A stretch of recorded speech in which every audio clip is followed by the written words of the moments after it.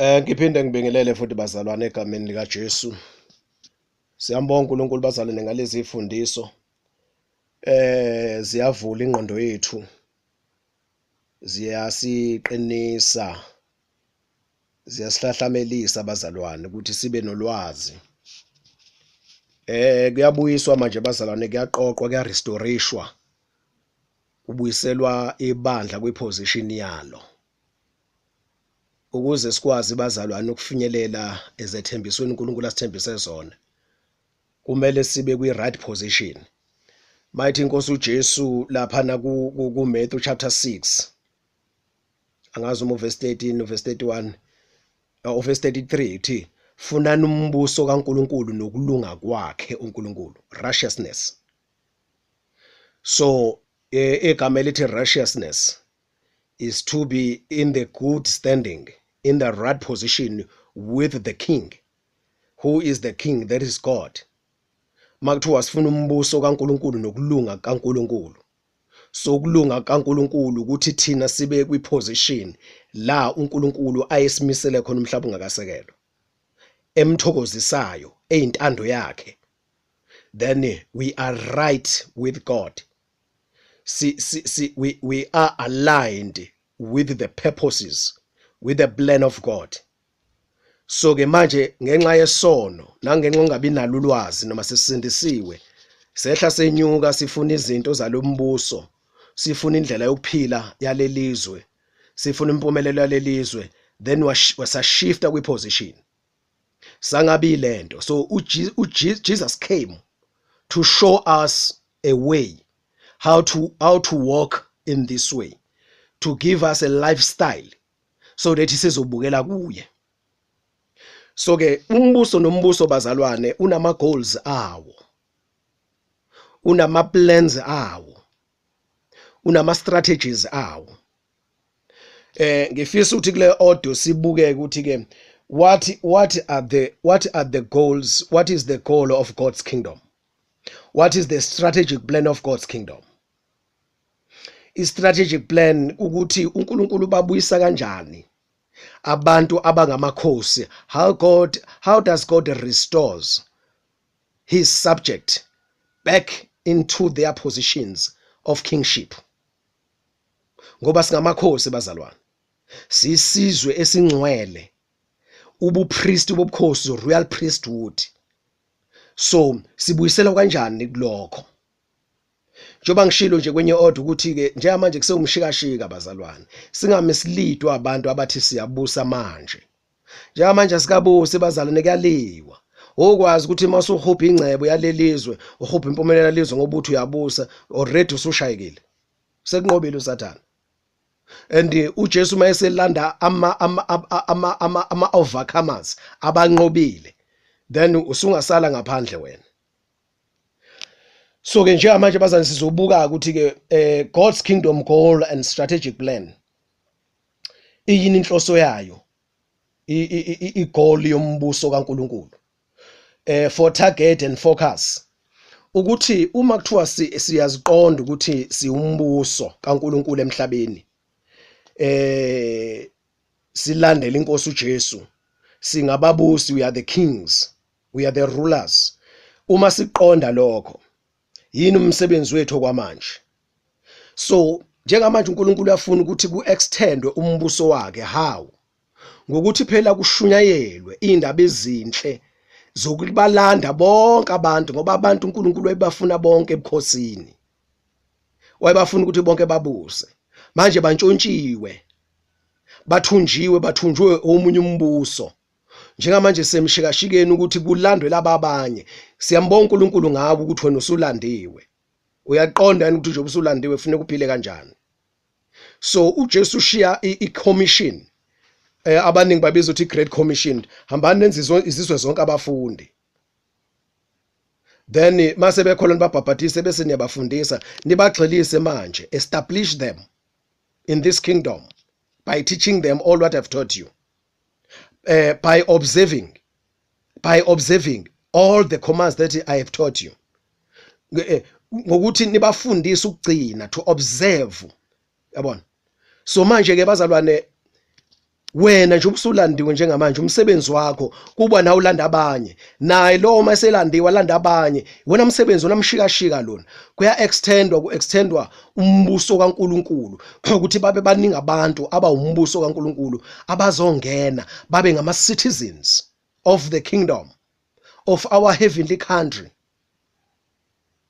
So mase siqedile bazalwane sesiphelele siyagudluzwa siyasuswa la emhlabeni njoba sizohlwithwa ngerapture siyagudluzwa bese kuthi bonke abangavumanga ukubuyiselwa ebukhosini uNkulunkulu ayibekile ngomuntu mangabe emdala then kuzobe sekudilwa nabo-ke bese ngichazile ke lokho ngaphambili into ngiyathanda ukuthi ngilonke igcizelele right. Then sizokhuluma ngegoal the goal of God's kingdom and a vision. In a vision, umbuso kaNkulunkulu une vision bazalwane, une goal to achieve. Lokho esingichazile ukuthi uma sebesindisiwe abantu babuyiselwe embusweni, babuyiselwe ebukhosini, then bazothatha kwemanje bayogqokisa ingubo zobukhosi ezulwini, bayoqheliswa imiqhele, bahlale esehlalweni. Then batshelwe ke manje i-routine of living. Ngikushilo kwenye audio lokho bazalwane.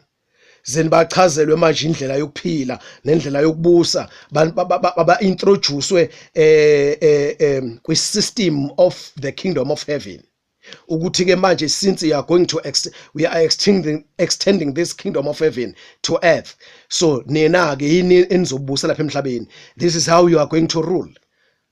So kube kwenziwa lokho masihlwithwa siyezulwini then bese siyabuyiswa ke sesizobusa emhlabeni.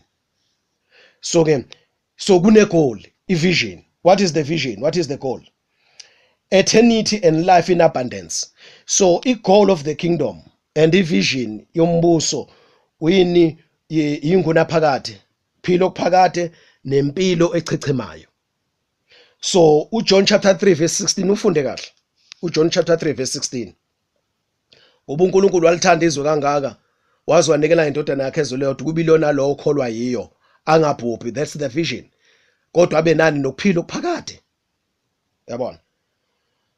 So uNkulunkulu ufuna ukubona abantu besindiswa, bezalwa kabusha, berestoreshwa, bebuyiselwe ebukhosini babo abaphucwa uSathane. Then bese bethola ukuphila okuphakade bangayi ekufeni kwaphakade. That's the goal of God. Yabona? Right. Making of Jesus disciples njengoba sengichazile uMatthew 28 verse 18 to 20. Then uma kuthiwa kwenziwa ke ama disciples of Jesus Christ, ama students lawo embusweni kaNkulunkulu.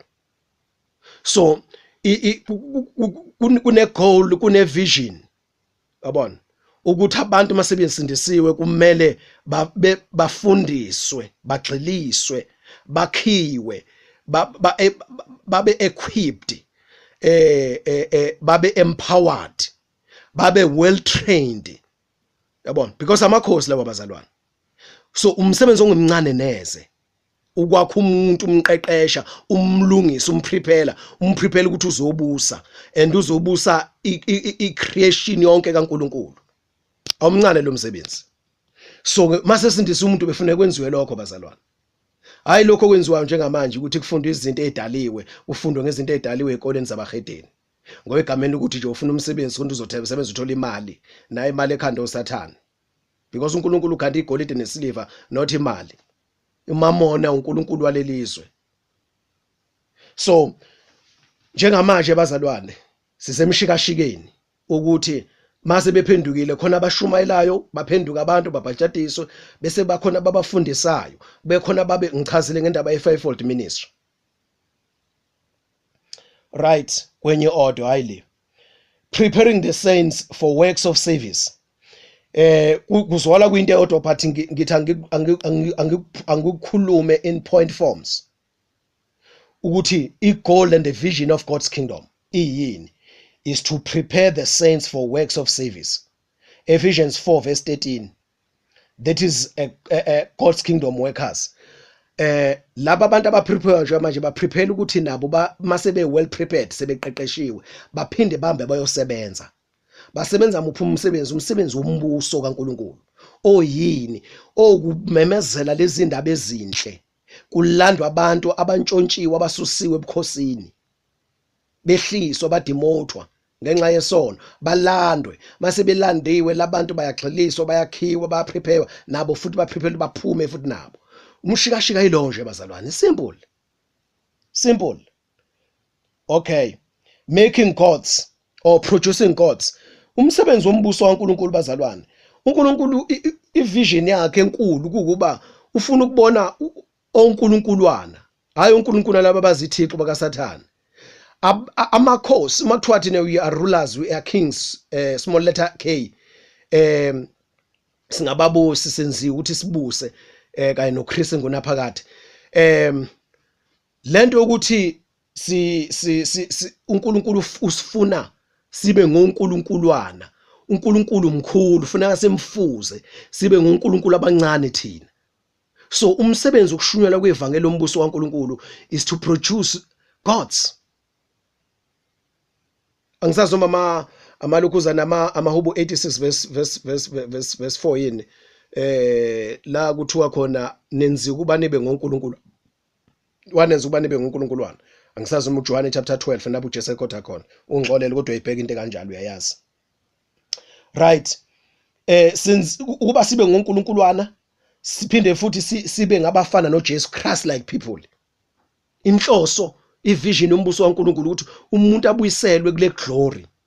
Mayethi uNkulunkulu asenza umuntu ngomfanekiso wethu bese eyasifuza iglory uNkulunkulu anayo abantu babe nayo, ubuNkulunkulu nabo abantu babe nabo, ngoba lenkazimulo le glory isuswe isono noma ivalwe isono. Kufuneke kususwe isono.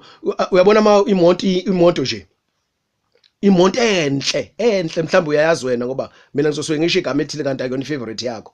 Le monto efavorite yakho uthona uthatha ukuthi nje imoto enhle kuwena inhle kunazo zonke, then uyithatha uyifaka odakeni igcwala udaka yonke ungaboni ngisho umuntu ngaphakathi ibe emnyama socu. So ubuhle, the glory of the car ifihlwe yini udaka, awusakwazi ukuyibona ubuhle bayo. So uma waqhamuka uthe mfowethu nasi imoto, yabona imonto inhle le monto, yabona ungikhombisa wona mina ngingayazi ingenalo udaka, ngiyibona nje okoqala inodaka. So mina ngeze ngiyincome ngoba angibazi ubuhle bayo, angiyazi iglory yayo until wigeze susudaka. Then masuyigezilwa susudaka bese wow, uqinisile ndoda inhle ngempela le monto, inhle. Angithi sengiyayibona manje ubuhle ba ngoba sekusuke ini udaka. So ke mayithi uNkulunkulu asenza umuntu ngomfanekiso wethu asifuze. So kufuneka sibe neglory njengaye uNkulunkulu, simfuze uNkulunkulu. And uNkulunkulu njengoba uNkulunkulu eyinkosi ephethe amazulu nomhlaba, uyakhazimula uma eqhamuka kwimvelo yakhe kubabuso kuma subjects akhe of his kingdom, then ayakhothama ama subject because abona ubuhle benkazimulo kaNkulunkulu.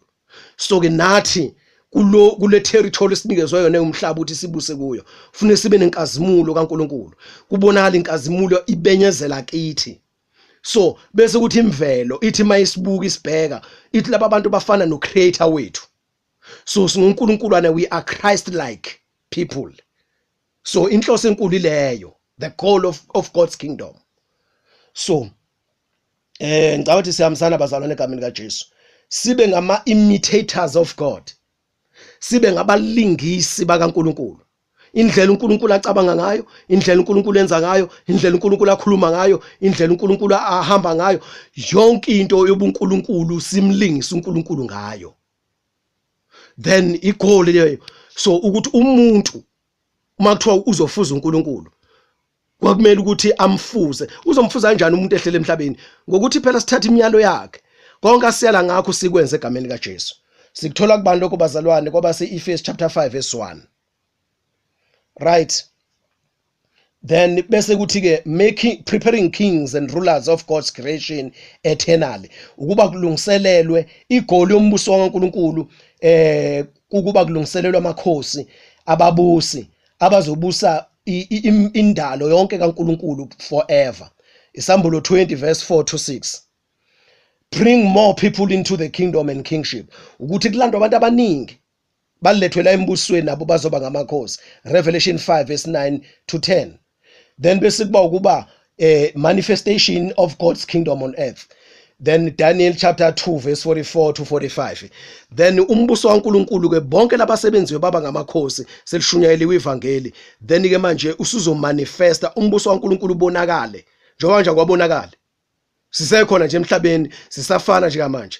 Yabona? Sisafana nje nabantu uma usibuka ngaphandle singashongo lutho, sibonakala sifana nabanye abantu. Kodwa ngaphakathi kithi siwumbuso kaNkulunkulu, singababusa abazobusa lo mhlaba ngesikhathi esifaneleyo. So ke i-manifestation of that izobe siyambulwa ke mawufunda uDaniel chapter 2 uverse 44 kuya 45. Lapho kobeke sekuzomanifesta lo mbuso ke manje. Njengoba ngichazile ukuthi ke uSathane uzosuswa okuyena olawo lobusa lomhlaba uzobe sesuswa ngaleso sikhathi. So ke lelo verse lelo Daniel 2 usho lokho verse 44 no 45. Ngiyabonga egameni kaJesu, amen.